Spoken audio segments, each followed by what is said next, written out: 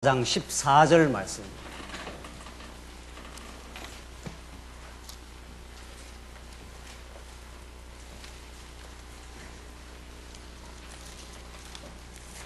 우리 하나님 말씀 구약성경 사사기 4장 14절 말씀입니다. 찾으신 줄 알고 봉독 드리겠습니다. 더브라가 바락에게 말하기를 일어나라, 이날은 여호와께서 시스라를 내 손에 넘겨주신 날이다. 여호와께서 너보다 앞서서 나갈 것이다 하니 바락이 10,000명의 군사를 거느리고 다볼 산에서 내려갔는데 여호와께서 바락 앞에서 시스라와 그의 모든 병거와 군대를 칼날로 쳐서 패하게 하시니 시스라가 병거에서 내려 걸어서 도망하였다. 바락이 그 병거와 군대를 하로셋 학고임까지 추격하였으며 시스라의 온 군대는 칼날에 쓰러져 한 사람도 남지 않았다. 우선 16절까지 봉독드렸습니다. 오늘 지난 시간 이어서 오늘 4장 마지막 부분과 5장으로 넘어가는 더보라 시대에 하나님께서 언약 자손을 시험해 가시는, 또 그 시험을 통과하여 5장에서 찬양을 만들어 가시는 하나님의 위대한 섭리를 우리가 지금 살펴가고 있습니다. 오늘 특별히 사사기 4장, 5장으로 이어지는 이 말씀은 사사기의 하나님의 언약 자손을 시험하는 섭리 가운데 중간 결론과도 같은 말씀입니다.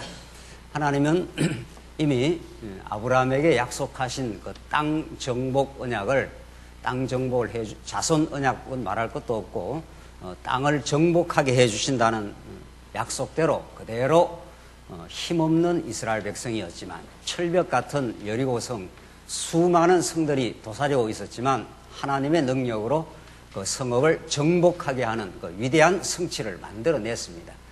그렇다면 곧바로 그 땅을 통치할 수 있는 왕을 얼마든지 하나님의 뜻대로 주실 수 있지만은 그렇게 하지 않고 300여 년 동안이라고 하는 이스라엘 역사 가운데 가장 어둡고 공고한 시기를 하나님께 허락하시는 그 이유가 무엇인지를 우리는 사사기 말씀을 통해서 깨달을 때 표면적으로 드러나는, 지금 누차 강조한 대로 사사기의 표면적으로 드러나는 그 고난과 시련들, 그리고 말할 수 없는 범죄와 혼돈의 그 표면적 역사 속에 하나님의 놀라운 그 깊이 있는 복음의 계획이 하나님께서 들어있다는 사실을 우리는 지금 확인해 가고 있습니다. 오늘 특별히 4장으로 이어지고 5장에서 이제 사사기 중간 토막처럼 놀라운 찬양을 하나님께서 만들어내시는 역사는 우리 성경 전체 구도를 통해서도 확정을 받을 수가 있습니다.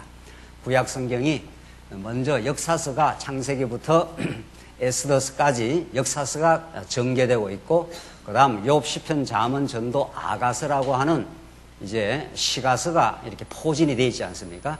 역사서가 먼저 나오고 그 다음 시가서가 나오고 마지막 선지서가 이렇게 나오는 이런 하나님의 기묘하고 절묘한 하나님의 성경 편집의 역사가 하나님이 역사를 섭리하는 목적이 무엇인지를 우리에게 잘 가르쳐주고 있습니다.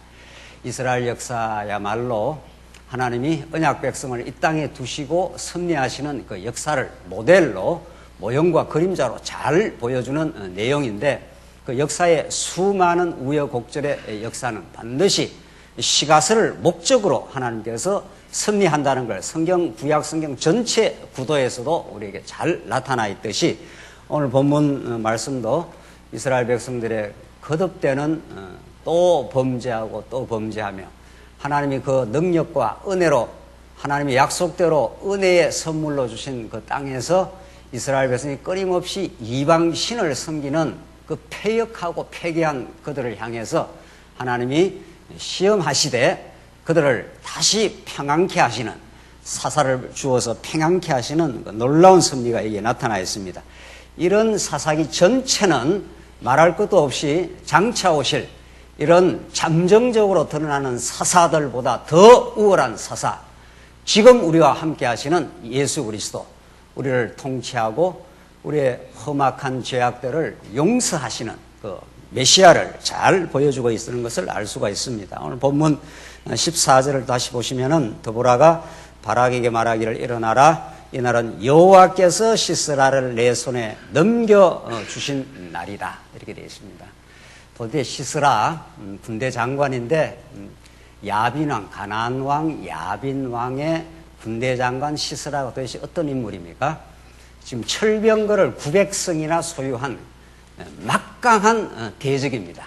이스라엘 백성들의 힘으로는 죽었다 깨어나도 이들을 당해낼 수 없는 대적을 하나님께서 이렇게 만들어 놓으셨다는 겁니다.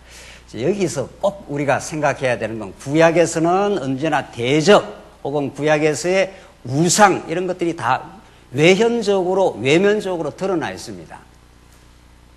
그러나 장차 예수 그리스도가 오시고 이 신령한 우리 신약의 세계에서는 그 모든 외면적으로 드러난 것들은 전부 신령한 내면적인 것으로 그렇게 정리가 됩니다. 그래서 사도 바울이 우상 숭배, 에베소서에서도 골로새서에서도 우상 숭배는 곧 탐욕이라 이렇게 말했듯이 구약에서는 바깥의 우상을 섬기지만 그것이 신약 시대 때는 우리가 바깥 우상을 안 섬긴다고 해서 예수 믿는 사람들이 제사 안 섬긴다고 해서 우상을 섬기지 않느냐? 그렇지 않습니다. 그 우상이 우리 내면으로 이렇게 들어와 있습니다. 그 탐욕이 곧 우상이라는 거죠. 그런 것처럼 구약에서의 대적은 바깥에 강력한 야빈 왕으로 상징되는 그 군대 장관 시스라로 상징되는 그 대적이 밖에서 이스라엘 백성을 공격해 들어오지만 신약 시대 때는 대적이 밖에 있는 것이 아니라 우리 내면 속에 있는 죄악의 권세를 말합니다. 그러니까 그 강력한 죄악의 권세를 우리가 이길 수 없다. 그래서 오신 예수 그리스도가 그분이 보내신 성령께서 우리를 처복종시키고 우리 안에 하나님 나라를 만들어낼 수가 있다. 그것을 그렇게 꼭 이걸 이해를 하셔야 오늘 이 사사기의 말씀이 이스라엘의 역사로 끝나는 게 아니라 우리 자신의 역사요, 우리 오늘 역사를 지배하는 여호와 하나님의 지금 전쟁의 역사로 우리에게 나타날 것입니다.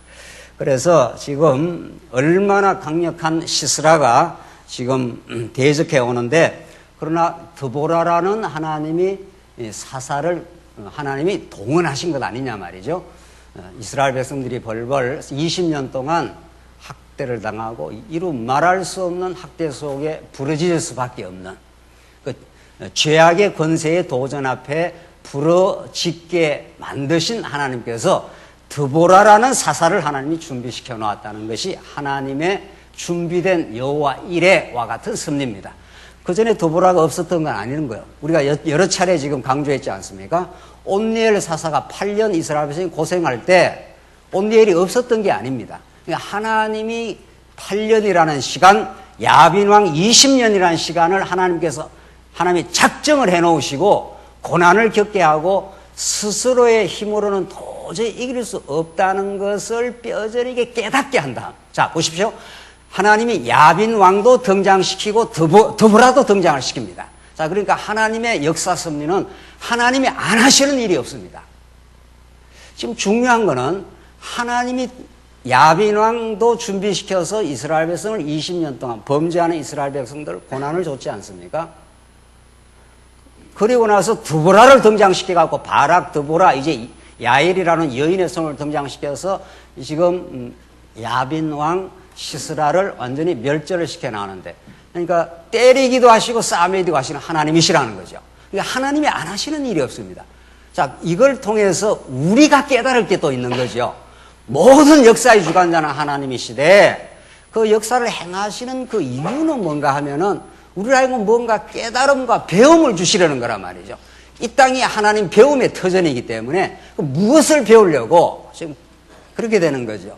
이스라엘 백성은 야빈이라고 하는 대적을 이길 수 없다는 사실을 하나님이 드보라를 등장시키면은 아무리 철병거 900성을 가지고 있어도 휴지 조각이라 마찬가지라는 걸 우리 지난 시간에 확인했지 않습니까? 자, 그래서 그렇게 하나님이 얼마나 능력이 많으시고 하나님이 한번 언약을 하시면 그대로 그 땅을 지켜나가시는 분이시다. 그걸 보여주시는 겁니다. 그래서 자꾸 또 범죄하여 하나님이 사사를 보내고 또 범죄하여 부러지자면 또 사사를 보내는 이 반복의 역사는 무의미한 반복이 아니라 반복이 이루어지면 이루어질수록 심화되어 갑니다. 그 의미가. 그게 중요한 거죠. 여러분 가족을 이 땅에 두시는 건 때리고 싸매시고 언제나 흩으시고 모으시고 상처를 내게 하고 이제 하나님의 위대한 사랑의 손길로 상처를 싸매게 하는 섭리가 우리 인생 속에 우리 교회 속에 늘 반복됩니다. 그러나 그 반복이라는 게 결코 무의미하지 않습니다. 그래서 우리가 소망이 있는 겁니다. 그 반복이라는 건 성경에서 내가 아브라함이 이삭을 낳고 이삭이 야곱을 낳고 그 낳고는 계속 반복되는 역사. 하나님 왜 그렇게 하셔요? 반복 안 하셔도 하나님 여호와인 거 분명합니다. 그렇잖아요? 창세기부터 계시록까지 하나님 여호와라는 게 분명하게 우리가 깨달아졌는데 왜 이 고난의 세상 속에 또 때리시고 싸매시고 또 때리시고 싸매시고 하는 이 사사기 역사를 왜 그렇게 행하시고 오늘 우리의 역사를 그렇게 행하시는가? 여러분과 저로 하여금 자꾸 더 심화된 의미를 깨닫게 하시는 겁니다. 맞아. 정말 하나님의 손길이 아니면 우리는 머리끝에서 발끝까지 죄인이야. 하나님 붙들지 않으면 우리는 무능력해. 하나님만이 능력이시야. 하나님 언약을 이루시면 반드시 언약을 신실하게 이루어 가셔. 그분이 우리의 찬양이야. 그분이 우리의 소망이라는 사실을 더 심도 있게 자꾸 그 의미를 터득하게 하시는 겁니다. 그 깨달음이 있는 겁니다. 그 깨달음을 얻어가는 사람에게는 어떤 시련 속에서도 새로운 소망이 생기는 거죠. 지금 그렇게 해서 드보라가 등장을 하는데 14절 바라게 말하게 일어나라 이날은 여호와께서 시스라를 내 손에 넘겨주신 날이다. 지금 우리 지난 시간 이야기한 대로 하나님 섭리 가운데 다볼산이 여기 있고 시송강이 여기 있습니다. 그래서 지금 시스라가 이 시송강 여기에 이제 포진을 하고 이스라엘 백성들이 다볼산 여기에 포진을 하나님이 하도록 이렇게 전략을 짰지 않습니까? 여기서 900성이라고 하는 이 철병거가 지금으로 말하면 탱크나 마찬가지입니다. 이스라엘 백성은 그냥 소총도 하나 제대로 갖고 있지 않는 백성들입니다. 무슨 수로 이기겠어요? 이 대적을. 그런데 이기는 유일한 그 승리의 원천 근거가 나오는데 드보라가 하나님이 보내시는 사사 드보라가 이제 발언을 하는 겁니다. 정언을. 이날은 여호와께서 시스라를 내 손에 넘겨주신 날이다. 그러니까 이 대적이 아무리 철병거 900성을 가지고 강해도 이게 엄청나게 강하고 이스라엘 백성들은 약하지 않습니까? 그래도 하나님이 누구 편이냐 지금 여기에 달린 거죠. 하나님은 반드시 언약 자손의 편이 돼 주시고 언약 자손이 범죄하고 어리석고 몸부림치고 해도 하나님은 언약 자손의 편이 돼 주셔서 영원히 그들의 편이 돼 주셔서 아버지가 자식의 편이 돼 주시듯이 세상 사람들이 볼 때는 자식은 형편없고 못난 것 같아도 아버지가 볼 때는 그 자식은 나는 너의 편이야 해주듯이 하나님 그렇게 하신다는 겁니다. 이게 하나님의 한없는 언약적 신실하심, 그 놀라운 자비하심입니다. 결국 이스라엘 백성은 그걸 찬양하게 됩니다. 이 굽이 많은 우여곡절의 사사기의 그 역사는 지금 사사기 1장, 2장, 3장, 4장에 이어지는 이스라엘 백성들의 허망한 그 역사는 오늘 5장에 나오는 이 놀라운 하나님만을 찬양하게 되는 그 찬양으로 귀결됩니다. 그래서 지금 여호와께서 너보다 앞서서 나갈 것이다. 그러니까 너가 나가서 막 싸워가지고 이기는 게 아니라 너가 이 싸움에서 행할 일이 없다. 여호와 하나님이 앞서서 나가면 전쟁이 승리한다. 그 죄악 권세, 우리 안에 꽈리를 꽉 틀고 있는 하나님의 은혜로 안 붙으시면 언제나 하나님 노릇하는 우리의 죄악의 권세를 무슨 수로 우리가 이겨내요? 그러니까 예수 그리스도가 등장하셔서 십자가로 괴멸을 하시고 이미 2000년 전에 이미 성취해버렸습니다. 그리고 잔당들이 지금 남아서 지금 돌아다니는 거 아니에요. 죄악 권세들이 우는 사자처럼 그 잔당이 남아서 게릴라전을 지금 하고 있는데 하나님께서 예수 그리스도의 말씀이 우리 안에 역사를 하시면은 그 잔당들을 소탕하는 그 역사를 예수가 만들어 주신다는 겁니다. 그래서 바락이 10,000명의 군사를 거느리고 다볼산으로 내려갔는데 15절 여호와께서 바락 앞에서 시스라와 그의 모든 병거와 군대를 칼날로 쳐서 그 주어가 언제나 여호와입니다. 바락이 잘 싸웠다 이런 말이 없다는 거죠. 바락이 싸우긴 싸웠지만 여호와께서 바락 앞에서 시스라와 그의 모든 병거와 군대를 칼날로 쳐서 패하게 하시니 하나님의 승리의 원동자입니다. 네. 그거 하나 깨닫게 하시려고 이 300여 년 동안 이 사사기의 우여곡절의 역사, 이 불순종과 고통의 역사, 이 혼돈의 역사를 하나님이 작정을 하시고 하나님이 승리를 하시고 지금 그렇게 하심으로 이스라엘 백성들의 입에서 찬양을 만들어내시는 분인 거죠. 그래서 16절 바락의 그 병거와 군대를 하로셋 학고임까지 추격하였으며 시스라의 온 군대는 칼날에 쓰러져 한 사람도 남지 않았다. 이렇게 철병거로 무장한 강력한 이 대적이었지만 여호와 하나님이 등장을 하시니 이를 당해낼 수가 없었다. 결국은 그렇게 승리를 하는데 17절로부터 24절까지는 그 승리를 종지부 찍는 장면에 누가 등장하는가를 한번 보십시오. 여기에 대단한 사람이 등장하는 게 아니고 드보라가 여자 선지자이듯이 야엘이라고 하는 헤벨의 아내 야엘이라고 하는 정말 별 볼 일 없는 여인이 등장을 해서 이제 마지막 승리의 종지부를 찍어버리는 역사입니다. 하나님이 약한 자를 들어서 강한 자를 부끄럽게 하신다고. 언제나 하나님의 그 계시의 원리가 그랬습니다. 하나님의 능력과 은혜를 보여주는 계시의 원리가 가장 오늘 낮추어 약하게 만들어서 하나님의 은혜가 얼마나 큰지를 가르쳐 주려는 게 하나님의 섭리라는 겁니다. 그래서 아무도 자랑 못합니다. 17절을 보십시다. 시스라가 걸어서 겐 사람 헤벨의 아내 야엘의 장막으로 도망하였으니 이는 하솔왕 야빈과 겐 사람 헤벨의 집 사이가 평화로웠기 때문이다. 헤벨의 집과 야빈 왕이 평화롭도록 하나님께서 그렇게 준비를 딱 시켜놨습니다. 평화로웠기 때문에 야빈 왕이 경계를 풀고 그 집에 가서 푹 쉬려고 들어갔다가 헤벨의 아내 야엘로 하여금 관자놀이가 찍혀서 죽게 되는 그런 장면입니다. 그러니까 정말 하나님의 한 수가 등장을 하면은 이렇게 강력한 군대 장관 시스라, 철병거 900성을 가지고 그냥 강력한 탱크처럼 그렇게 오던 시스라가 가장 약하게 보이는 야엘 여인의 손에 거꾸러집니다. 십자가가 어떤 것입니까?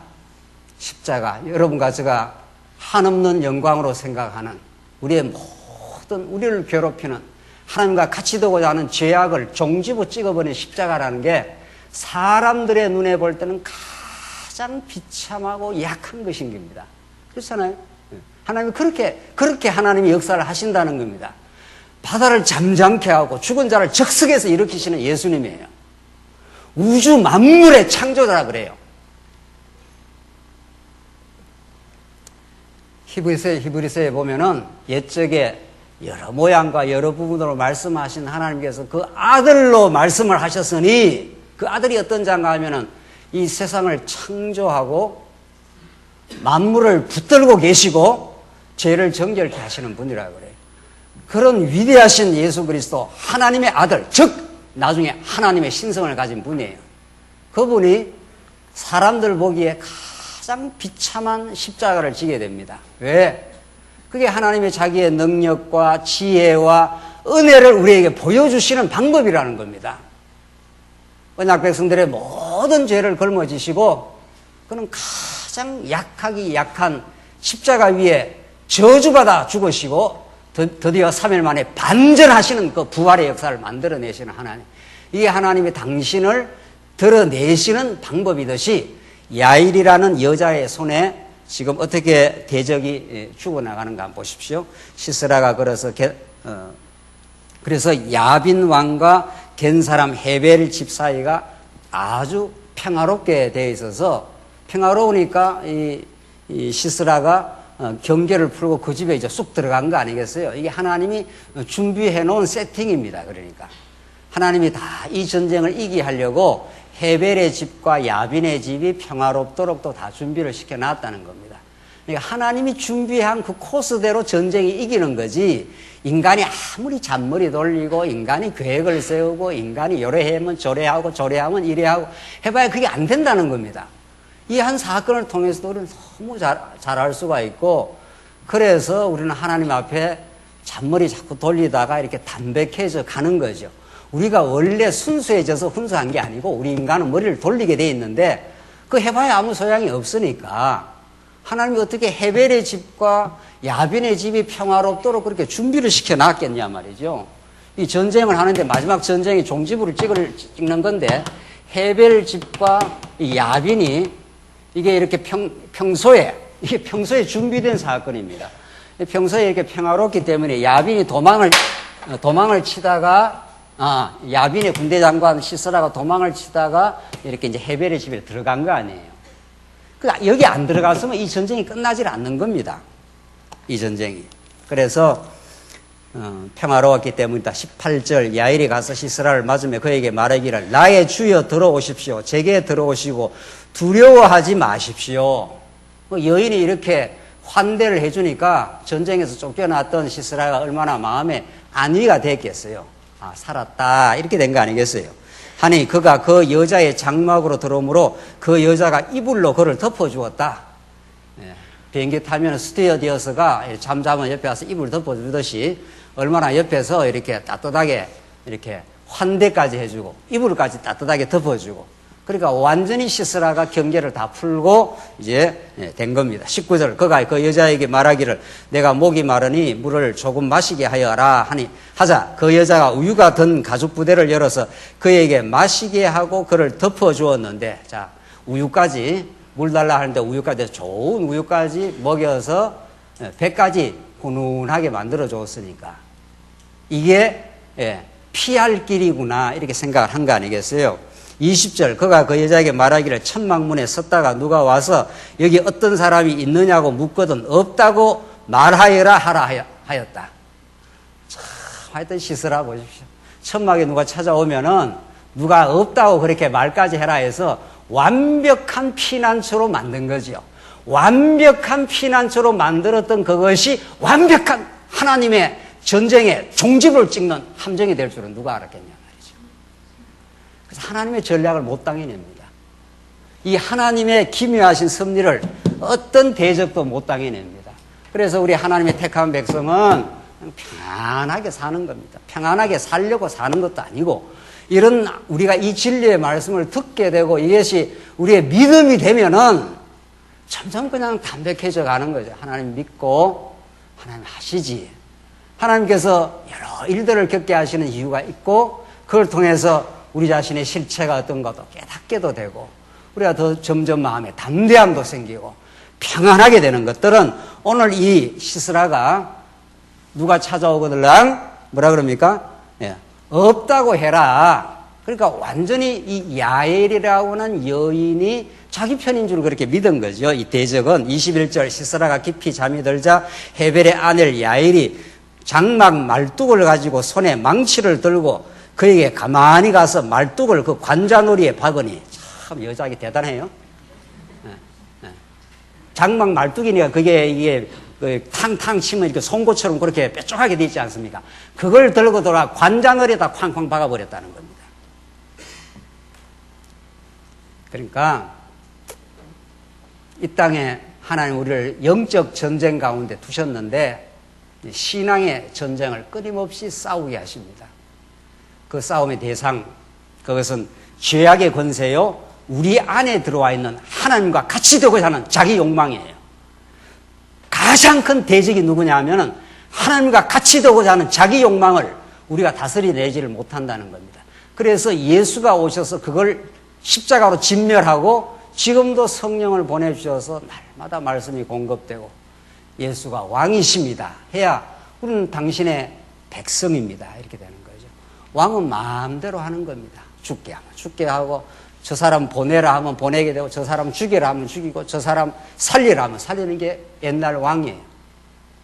오늘날 대통령도 사면령을 내리기도 하고 이렇게 저렇게 그 흉내를 내는데 대통령 정도가 아니라 이 시대의 왕은 그냥 생사 여탈권을 한 손에 거머쥐고 있어요. 죽여 하면 죽이고 살려 하면 살리는 겁니다. 여러분과 저를 가난하게 하나님께서 하시면 가난하게 되는 것이고 부유하게 하나님 만드시면 부유하게 하나님 하시는 겁니다. 아무런 거기에 우리는 권한이 없습니다. 그걸 헬라어로 둘러서라. 예수 그리스도의 종 바울은 그렇지 않습니까? 하나님께서 바울을 가말리엘 문화에서 대단한 율법학자로 만들기도 했다가 하나님께서 그 특권을 싹 박탈시켜버리고 완전히 예수 그리스도의 종이 되어서 평생을 고난받으면서 쫓겨다니는 인생을 살게도 하십니다. 그러나 바울은 그게 예수 그리스도의 종 바울은 하나님이 그렇게 하시면 그렇게 되는 겁니다 라고 받아들이게 되는 것. 처음엔 받아들이기 어렵지 않아요. 우리가 어떤 하나님의 섭리를 하나님께서 그걸 받아들일 때 가장 강력한 도전력이 나온다는 것입니다.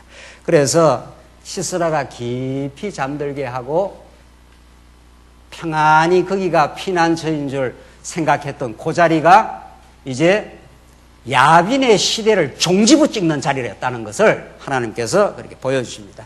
그래서 관자놀이에 박히니 말뚝이 땅까지 꿰뚫고 들어가 박혔고 그가 혼절하여 죽었다. 그래서 연약한 야엘의 손길을 통해서 그 강력한 시스라를 제거하시는 하나님. 22절 마침 바락이 시스라를 추격해오자 야엘이 나가서 그를 맞으며 말하기를 어서 오십시오. 당신께서 찾고 계신 사람을 보여드리겠습니다 하므로 그러니까 바락은 뭐 쫓아가서 할 일도 없는 거예요. 바락은 계속 주춤주춤 했지 않습니까? 그러니까 바락, 이게 다 등장인물들인데 바락, 드보라, 야엘 이렇게 이어집니다. 이 전부 하나님이 지금 언약 자손을 지금 주제가 뭡니까? 언약 자손을 시험하시는 여호와 하나님을 지금 보여주는 이게 지금 우리 사사기의 주제예요. 이스라엘 백성들이 끊임없이 하나님 앞에 불순종할 때 사사를 보내서 시험해서 그때 잠정적 구원을 이루어 주어 이 땅에서 이스라엘 백성들이 아주 뽑히지 않도록 하나님이 땅 언약을 이루어 주시는데 그러나 마지막에 이스라엘 백성들이 범죄했더라. 지금 이게 사사기 전체의 구조란 말이죠. 지금 계속 12사사가 이렇게 지금 등장을 하는 겁니다. 이 반복적 역사를 하나님께 자꾸 하면서 자꾸 이스라엘 백성에게 각인을 시켜주고 또 각인시켜주고 여호와 하나님이 이렇게 살아계셔. 이렇게 능력 많으셔. 야일이라는 한 여인을 통해서 시스라를 거꾸로 틀으셔. 그래도 너희들을 범죄하지. 이렇게 되는 거죠. 마지막에 가면은 그래도 너희들 범죄하고 너희들은 허무한 인생이지. 그러나 하나님이 이제 하나님이 준비한 유다 지파에서 왕을 보내줘서 너희들을 새롭게 통치를 해줘. 이게 전체 사사기 구조란 말이죠.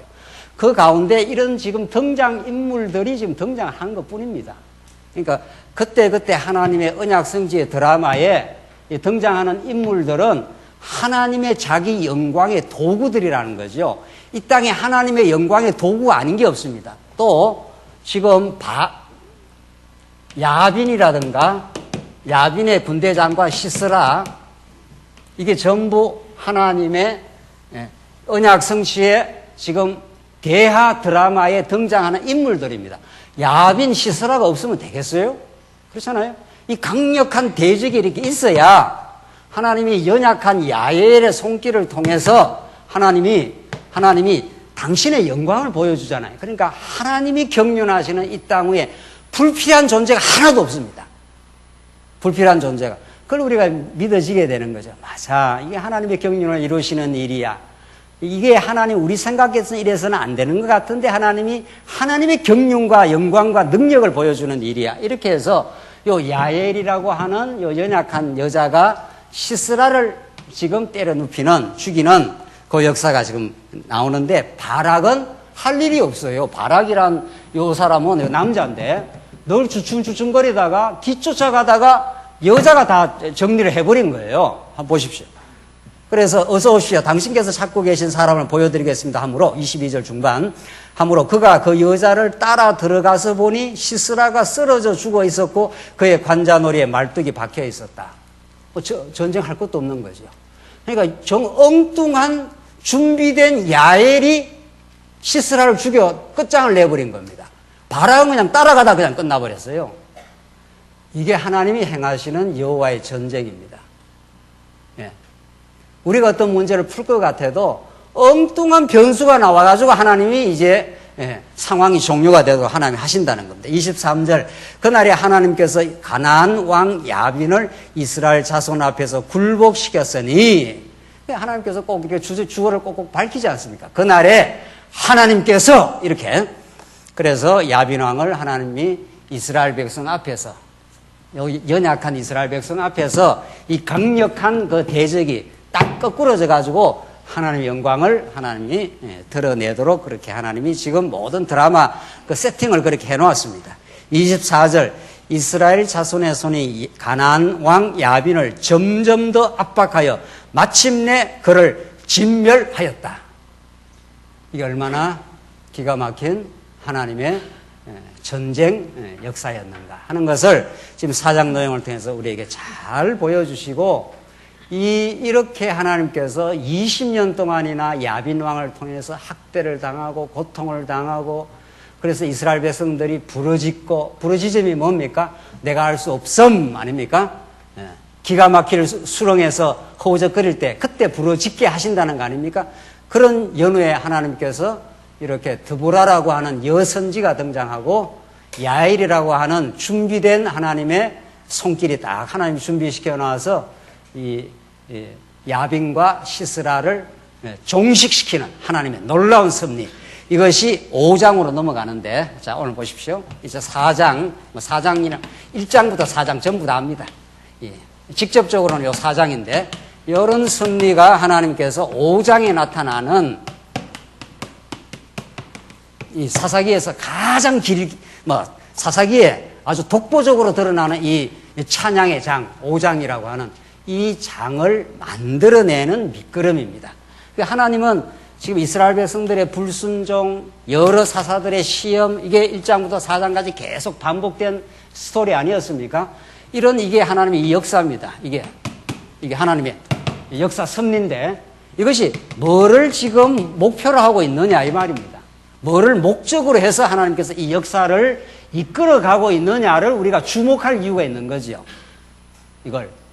그러니까 이 목적을 향해서 하나님은 지금 역사를 끌어가고 있다는 겁니다.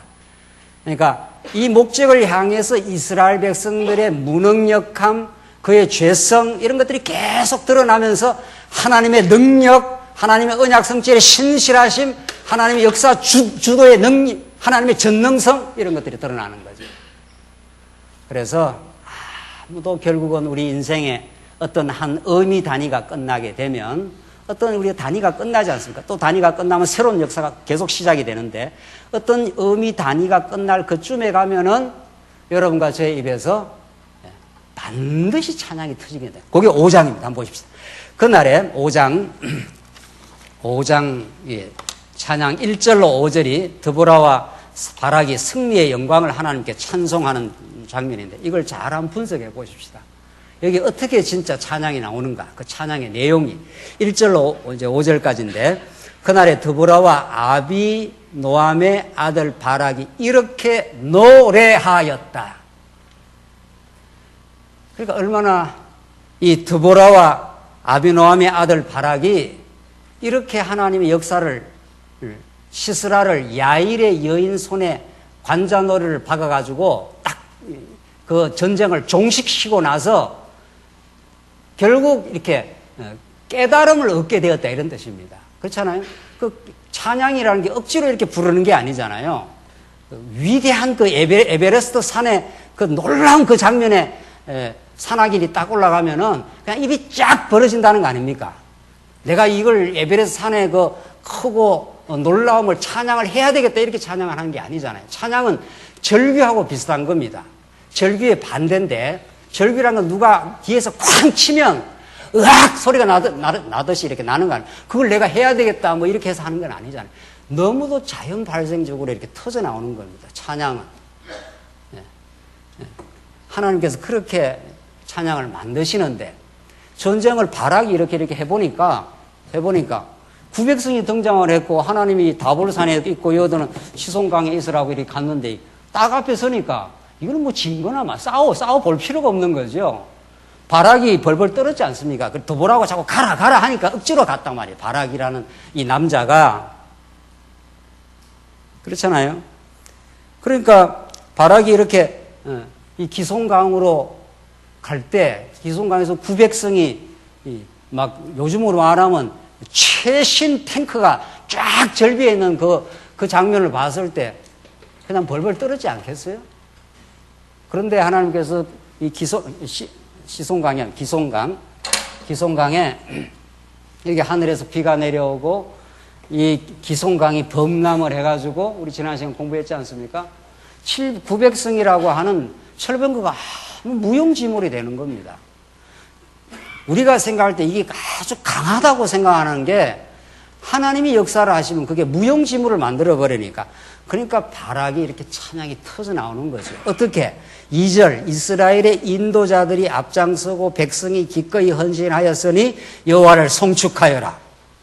그 얼핏 보면은 오늘 이 본문을 보면은 이스라엘의 인도자들이 앞장서고 백성이 기꺼이 헌신하였으니 뭘 기꺼이 헌신을 해요? 벌벌 떨었지. 하나님이 그렇게 헌신하도록 하나님이 전략을 다 세워놓고 그렇게 바락으로 하여금 가게 한 거예요. 바락이 기꺼이 안 갔습니다. 드보라가 막 뒤에 덩떠미라 밀어다 붙이시다시피 해서 그렇게 바락이 간 것뿐이란 말이죠. 그래서 드보라가 여호와의 손에 저들을 붙였다고 그렇게 강력한 하늘의 메시지를 전달하고 그리고 갔을 뿐인 거죠. 가니까 그냥 진흙탕이 다 돼 있었고 가니까 야외를 하나님이 준비시켜 놓았고 그렇게 된 거 아니에요. 그러니까 이건 하나님이 하신 전쟁이다. 우리가 뭐 보탠 일이 없다. 우리가 이게 싸웠으면은 직접 맞붙어서 싸웠으면은 900성 이 철병거를 무슨 수로 이겨내느냐 말이죠. 그래서 여호와를 찬송, 여호와를 송축 이렇게 하게 되는 거죠.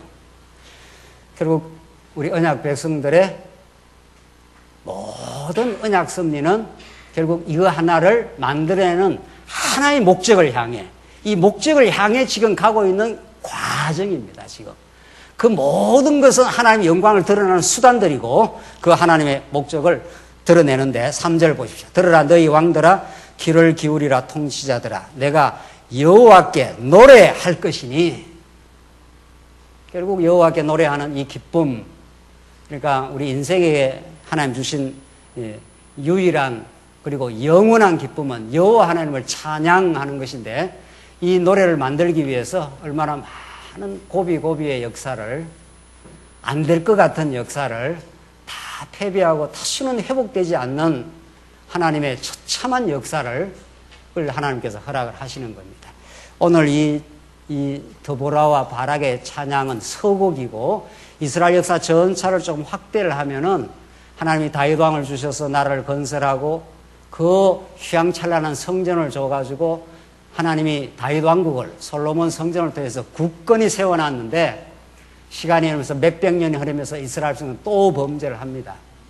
그래서 하나님께서 보다 그들을 이제 내가 한번 들어서 때려야 되겠다. 그게 바벨론이라고 하는 아주 흉폭하고 강력한 대적을 하나님이 준비시켜 놨다가 때리시는데 이미 모세를 통해서 하나님이 언약하신 겁니다.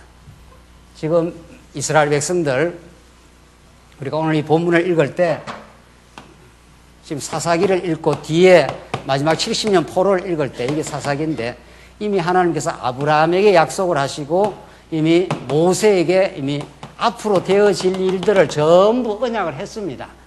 우리가 지금 누차 이야기하지만 하나님이 복과 저주를 하나님이 준비시켜 놓고 너희들 나의 말을 잘 순종하면은 복을 받고 순종하지 않으면 저주 받는다. 이렇게 표현이 그렇게 되어 있지 않습니까? 그러나 그 표현을 우리는 정확하게 해석을 해서 하나님이 순종할 마음을 주셔서 복도 경험하게 하지만 이스라엘 백성들에는 역사 가운데는 순종치 아니하는 가운데 가두어 두시면 로마서의 표현대로 순종하지 않는데 가두어 두시면 이스라엘 백성들을 끊임없이 하나님 앞에서 범죄합니다.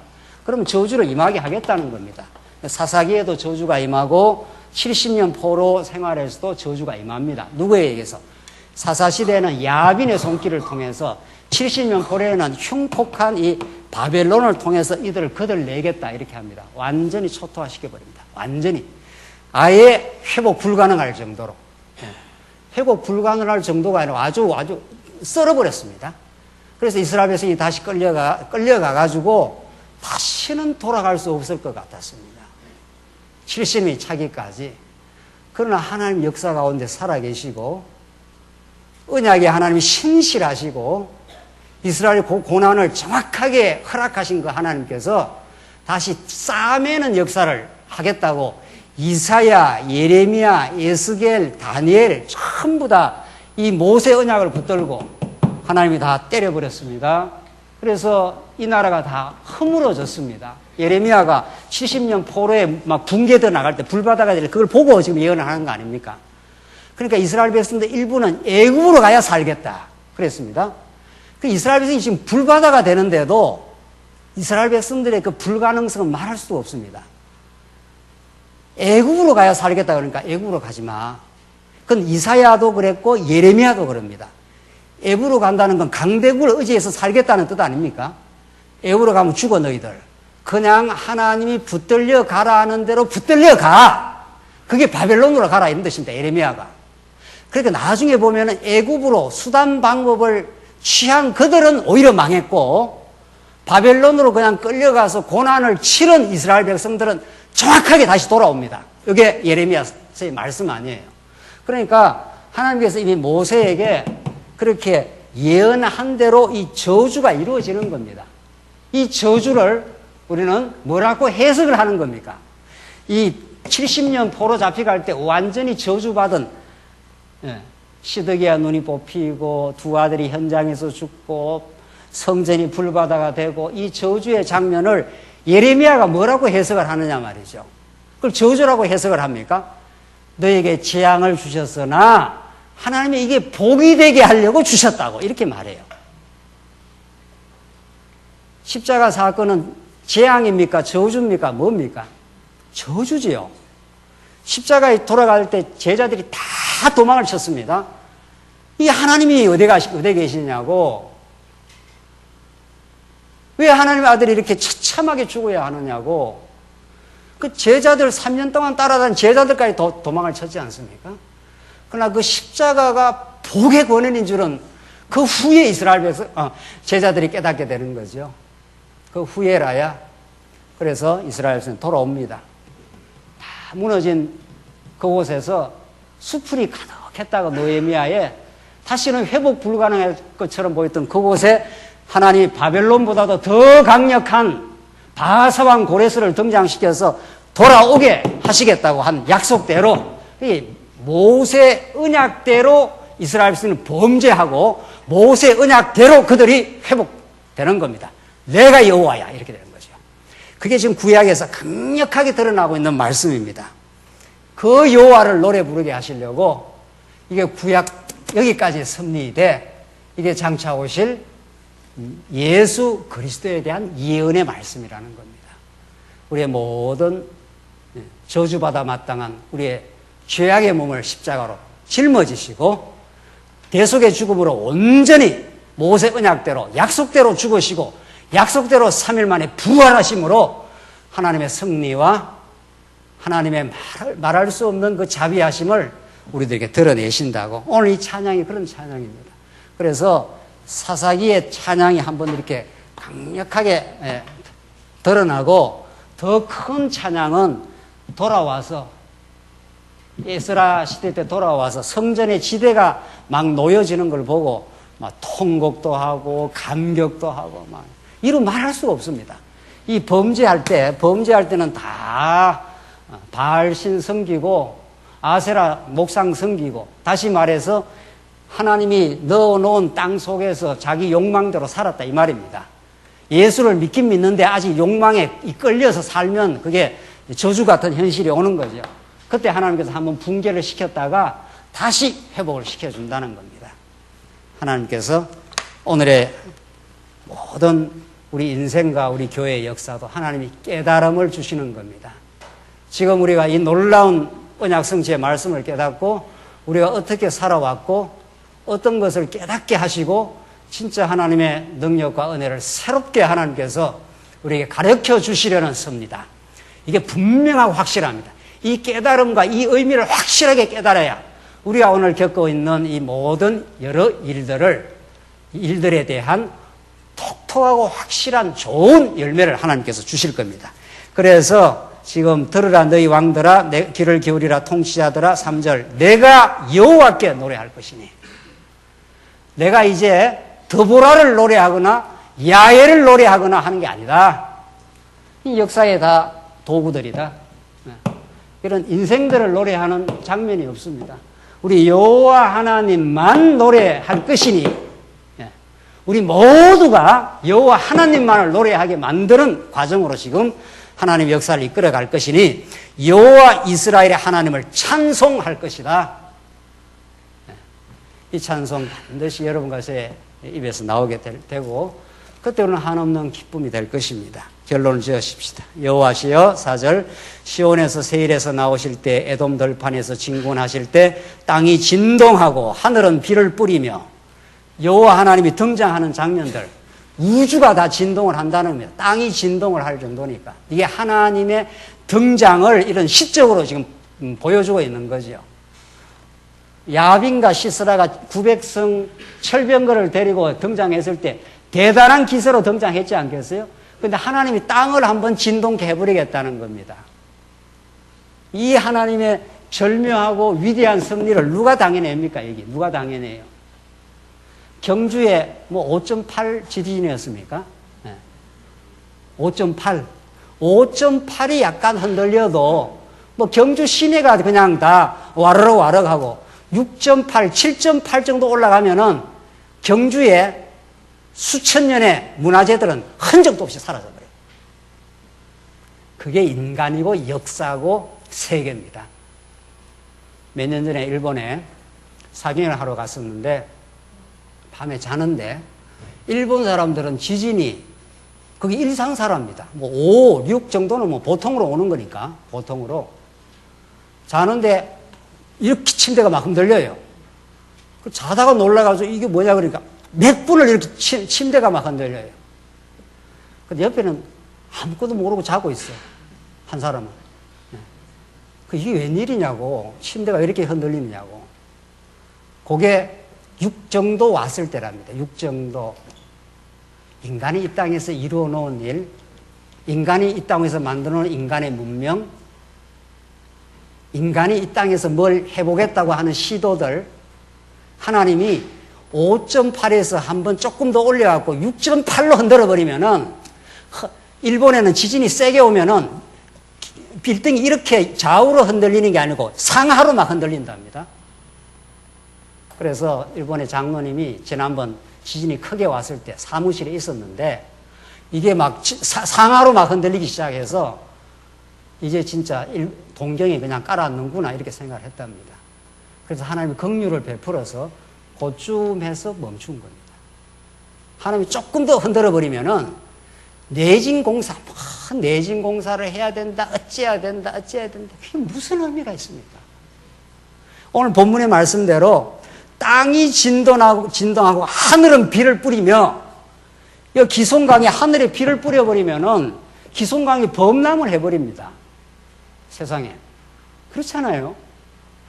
이게 지금 900성 철병거가 대단한 힘이다 이렇게 하고 으쌰으쌰 하고 있는데 하나님이 하늘에서 비를 내려가지고 기송강을 범람을 시켜버렸습니다. 아무것도 안 해요. 그래서 우리는 여호와 하나님이 그렇게 좋은 겁니다. 우리의 영원한 반석. 우리 영원히 언약 백성들을 야빈에 의해서 이렇게 고난을 치르고 어려움을 겪고 부러질 수밖에 없는 상황 속에 우리를 두셨지만 하나님이 땅을 진동시키시고 하늘에 비를 내리셔서 그 대적들, 기송강에 포진하고 있는 강력한 대적들을 그냥 일거에 물리치는 여호와 하나님의 능력, 그의 살아계심, 그것을 우리는 예수 그리스도 사건을 통해서 그분이 이 땅에 오셔서 하늘을 동원하셔서 일거에 다 제거를 시킬 수 있는 분이시지만 그가 스스로 고난의 짐을 지시고 스스로 사람들한테 침뱉음을 당하시고 그가 십자가에 매달리셔서 엘리 엘리 사막사막다니 하나님 어찌하여 나를 버리셨나이까. 여러분과 제가 버려야 될 그 저주의 자리에 내려가심으로 우리는 다시는 저주가 없도록 하신 하나님. 그 하나님 우리의 유일한 소망, 유일한 기쁨, 영원한 우리의 반석. 하나님 그 노래를 부르게 하실 겁니다. 그날까지 하나님께서 우리를 한 걸음 한 걸음 당신의 작정한 뜻 가운데로 인도하심을 믿고 우리의 모든 인간적 시도들 잔머리 굴려봐야 하나님의 한 수가 나타나면 아무것도 아닌 것들 땅을 흔들어 버리면은 뭘 이루어 놓고 내 인생을 보호막이 되겠다고 이렇게 저렇게 했던 것들 다 사라질 것들 그 안에 우리는 진짜 기쁨이 있습니다. 기도하십시다. 자비하신 하나님 아버지 은혜를 감사합니다. 예수 그리스도 안에 주신 영원한 나라만이 진동치 않을 나라임을 우리가 믿고 소망 가운데 오늘의 시련을 잘 견디며 승리하게 하시옵소서. 예수님 이름으로 기도합니다. 아멘.